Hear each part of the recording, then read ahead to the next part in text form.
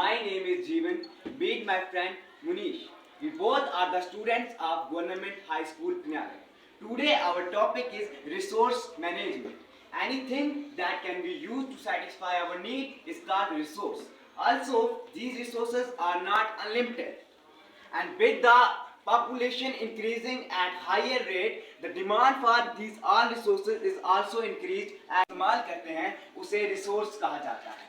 और जैसे जैसे ह्यूमन पॉपुलेशन बढ़ती जा रही है वैसे वैसे इन रिसोर्सेज का यूज भी बढ़ता जा रहा है, जैसे वुड, फ्यूल, पेट्रोल वगैरह वगैरह। ये सब आने वाली जनरेशन भी यूज कर पाए, इसलिए हमें इन्हें अच्छे तरीके से मैनेज करना होगा। और जो मैनेज करने का बेसिक तरीका है वो है 3 R's। 3 R's यानी reduce, reuse and recycle. Reduce यानी less use of resources, resources का कम यूज किया जाए, इन्हें सिर्फ उस समय यूज किया जाए जब इनकी जरूरत हो। रीयूज, रिसोर्सेज को रीयूज किया जाए। और रिसाइकल यानी उन्हें दोबारा से रिसाइकल करके अपने काम में लाया जाए, जिससे हमारा इन्वायरमेंट जो है वो भी पोल्यूट नहीं होगा। अब नेक्स्ट हम बात करेंगे जंगल और जंगली जानवर। देखो, हम सब लोग फॉरेस्ट पे डायरेक्टली या इनडायरेक्टली डिपेंड करते हैं। क्यों?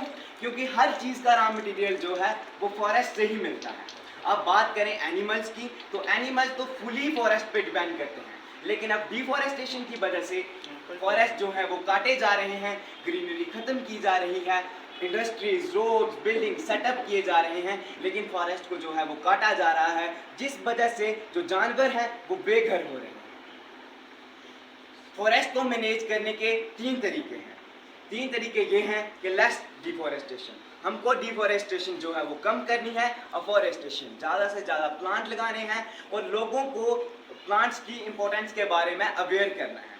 जिस तरह इंसान का सबसे इम्पोर्टेंट ऑर्गन हार्ट है, उसी तरह अर्थ का सबसे इम्पोर्टेंट ऑर्गन है प्लांट्स।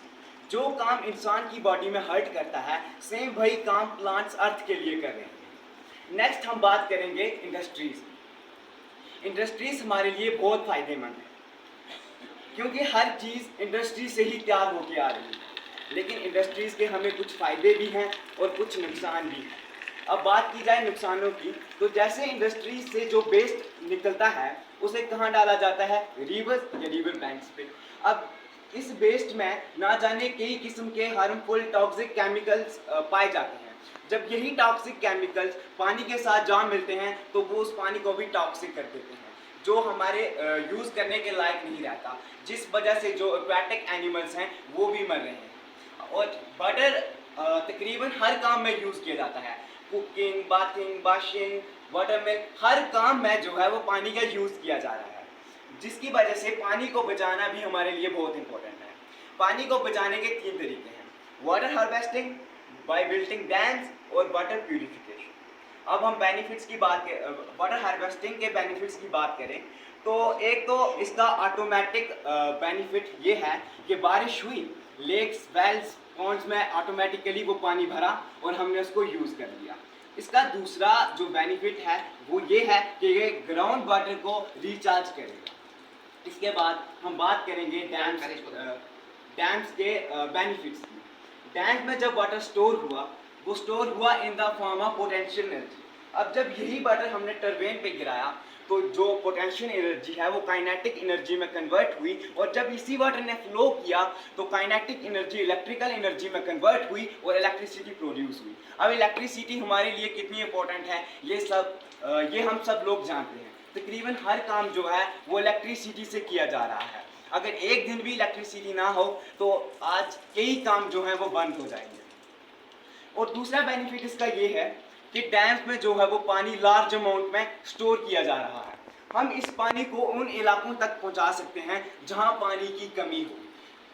इसके बाद बात यहीं खत्म नहीं होती, कारखानों से निकला ये ऐसा कहर है, हवा में घुला ये ऐसा जहर है, सांस लेना भी मुश्किल हो गया है, पोल्यूशन से घिरा अब हर एक शहर है। सिर्फ कारखानों से ही नहीं, गाड़ियों से, हवाई जहाज़ों से, सबसे जो है वो पोल्यूशन फैल रहा है। अब कुछ गाड़ियां तो इलेक्ट्रिकल हो गई हैं, लेकिन आज भी 90% गाड़ियां ऐसी हैं जो पेट्रोल डीजल की मदद से चलाई जाती हैं। और ये पेट्रोल डीजल कारखानों से निकलने वाला जहरीला धुआं जब हवा के साथ मिक्स होता है तो ये हवा को टॉक्सिक कर देता है। जब इसका क्लाउड बनता है तो वो क्लाउड भी टॉक्सिक होता है, और जब बारिश होती है, जब रेन होती है, तो वो रेन ही वो एसिड रेन होती है, जिसकी वजह से बड़े बड़े ग्लेशियर्स पिघल रहे हैं, टेम्परेचर जो है वो बढ़ रहा है। जो प्लांट्स फ्लावर्स मार्च अप्रैल में उगते थे वो अब फरवरी में भी आना शुरू हो गए हैं। ओजोन लेयर जो है वो डिप्लीट हो रही है, और इससे बचने का सिर्फ एक ही तरीका है, यूज इको फ्रेंडली प्रोडक्ट्स। मुझे उम्मीद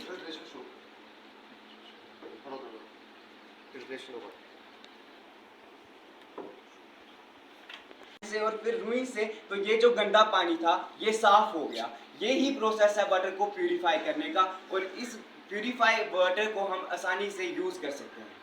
मैंने कुछ ऐसे स्टेप्स बताए जिन्हें फॉलो करके हम जो है वो रिसोर्सेज को मैनेज कर सकते हैं। मुझे उम्मीद है कि आप सब लोग इन स्टेप्स को फॉलो करेंगे और रिसोर्सेज को मैनेज करेंगे, ताकि हमारी आने वाली जनरेशन भी इन सब रिसोर्सेज का फ्यूचर में यूज़ कर पाए।